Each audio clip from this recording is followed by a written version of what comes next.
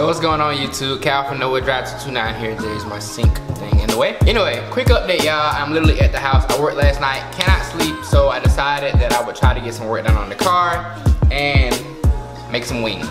So, in the meantime, I want to update y'all on what's going on with the car. So Saturday what happened was I hit my tuner up because I've been more seriously considering going the supercharged route towards the end of this year.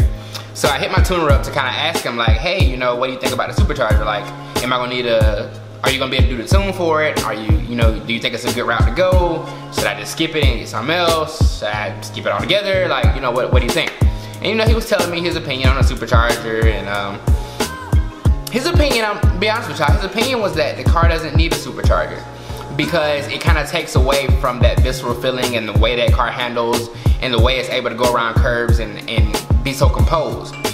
But he did mention that with the supercharger, I mean, the car becomes a straight line monster, just flat out. I mean, it's a beast, which from what I've read is pretty true, and that's kind of what I like about it, is that because my only two issues with the car's performance really are that I wish it had a little bit more torque and I wish it was a little bit lighter. So I feel like adding a little bit more power would kind of help with that feeling, and then maybe, some weight reduction down the road if I don't need the back seats or whatever. Stuff like that. But anyway, so his opinion on the tune was that, on the supercharger was that, skip it. So what he did for me was, he was like, I'll tell you what, I'll give you a revised tune for your car.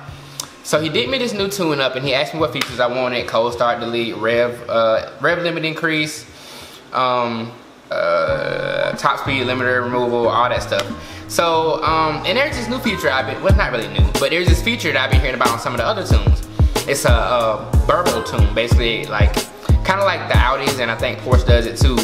They spit a little gas into the mixture right when you left the throttle, which causes the burbles and pops and all that stuff. So I added that just kind of out of curiosity because I was like, my car's pretty loud, so I kind of feel like if I add that, it'll be a pretty nice little touch.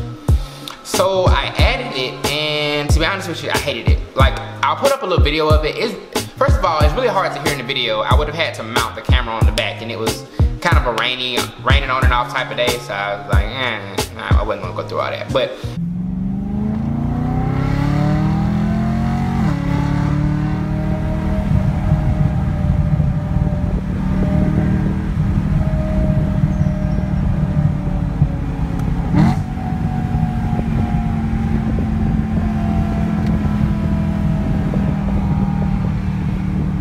I'll put up a little video that I recorded on my phone when I did it. And like I said, it wasn't bad, it's just, I didn't too much care for the burble tune because, in all honesty, it just sounded kind of artificial. It sounded too fake. Like, I think the biggest thing about the M3 that I love is that it kind of bridges the gap really well between the older feeling of some of the older cars with the hydraulic steering and less of the electronic gimmicks, and the new cars that are like all electronic and sound piped into the car and all that stuff. Like, it's a good bridge between the two. I kind of feel like it is. And adding the artificial burbles took away from that experience of the car completely. So I took that off. I had them change all that today, and I uploaded my new tune. Now, as far as the tune goes outside of the burbles, it is great. My steering feel is a little bit better because it's a Servotronic, so you can adjust the steering feel. The steering feel is awesome.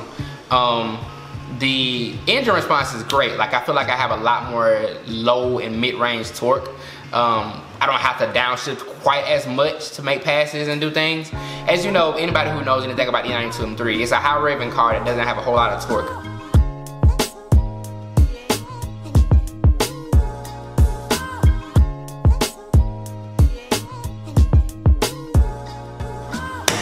So yeah, back to what I was saying.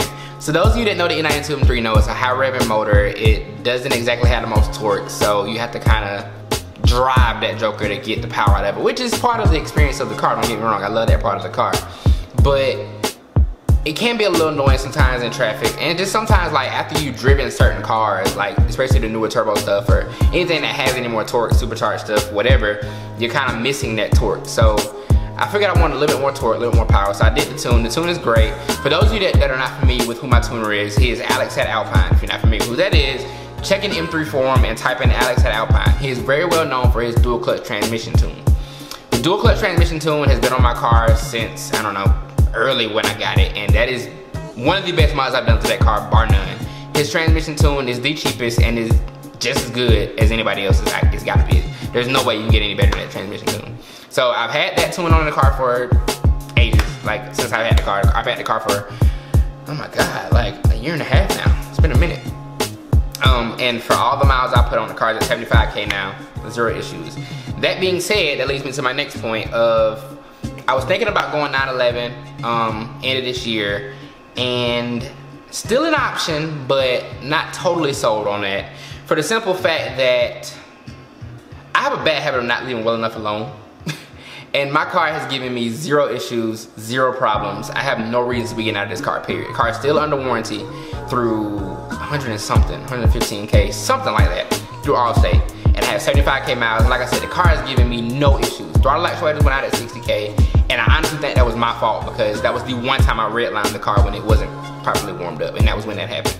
Car has given me no issues whatsoever outside of that. So I'm kind of like, why am I rushing to get out of it? Like, it's a great car.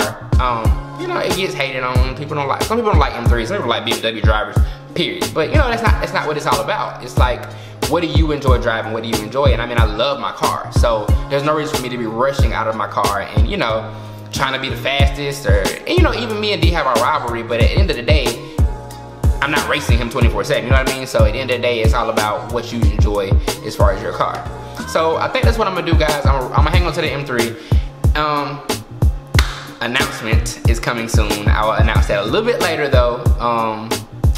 But there may be some big changes, big changes coming soon. But you guys stay tuned on all that stuff. I'll update y'all on that later. But yeah, some of you guys may appreciate it. As far as the car goes though, like I said, it's just gonna be, I mean, for me, it's just gonna be a matter of just leaving well enough alone. Like, there's no reason for me to be trying to rush out of the car, get into something else, rush into, you know, a different deal, which, you know, I could and everything would be fine financially. Like, you know, I've worked hard to get to this point in my life to where I can make the moves like that. But I just, being honest with you, just being reasonable, I don't need to move out of my car, so I'm probably not going to. At least not immediately. I still want 911 at some point, don't get me wrong. 911 Aura came in. Not quite sold on that yet either. But 911 Aura came in at some point, but I'm not in a big rush to do it. Like, I really think I need to enjoy my car a little bit longer because it is the last of the naturally aspirated V8 M3s, and I mean, I love it. Like, I just love the car. But once again, tune is good. If you guys need an engine tune or transmission tune, hit up Alex at Alpine. Tell him I sent you. And just, you know, whatever you guys drive. If you, the Audi guys, I know most of our channel is mostly Audi guys. If you're the Audi guy, if you're a BMW guy, AMG guy, just enjoy your car. Like, don't get caught up in the ruckus of, I need to get the new car, I need to get this new thing, I need to get that new thing.